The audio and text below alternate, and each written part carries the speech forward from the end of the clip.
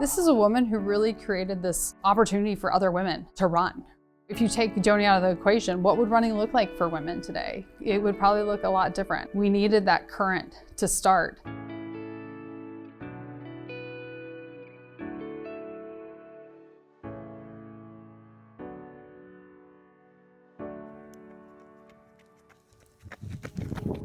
When I first started to run, I didn't want to be seen out on the roadways running. I was trying to shed a tomboy image, especially growing up with my three brothers. I would do most of my running in an old abandoned army post near the home where I grew up in Cape Elizabeth. And then one day I said, I don't care what anybody thinks. I don't have time to walk. I've got to run to and fro. And that just started the running journey on the public roads. Started her career at Boston in 1979 as a student at Bowdoin. And then, of course, she won again in 1983 in world record time. She was not in the majority, and she really started this movement to show women what was possible. Also being a voice for women in this sport. For so long, we had all this data that was only in men. And the thought was, it's applicable to women. They're just small men. They're just like men, but they're rarely like men. Her upbringing from a nutrition standpoint is very simple, very holistic, eat from the earth, very nature-based, and a very nice look at nutrition, like a very positive relationship with food. And then a very positive relationship with those in her support system. Just like you have a well-balanced diet, you need to have a well-balanced life. And if you can balance the mind, body, and spirit aspects of one's being, then I think you're apt to have success.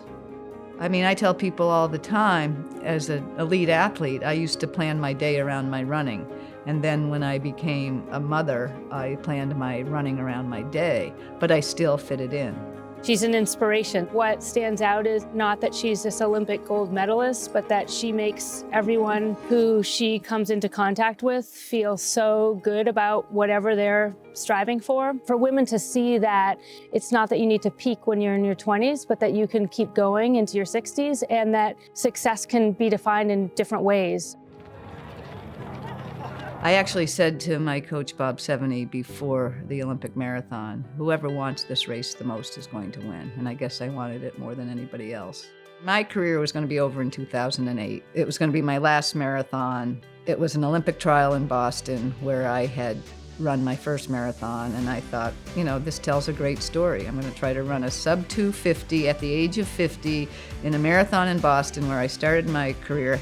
How could you script a better ending? And then Abbott came onto the scene with the Global Marathon Series, the 6-star series, and it was like, yeah, I need to do this. Abbott is a global leader in healthcare. When we think through our tagline, life to the fullest, it means embracing every single second that we are given and optimizing it. How do we not only live longer, but fuller? That's what we're trying to help others do.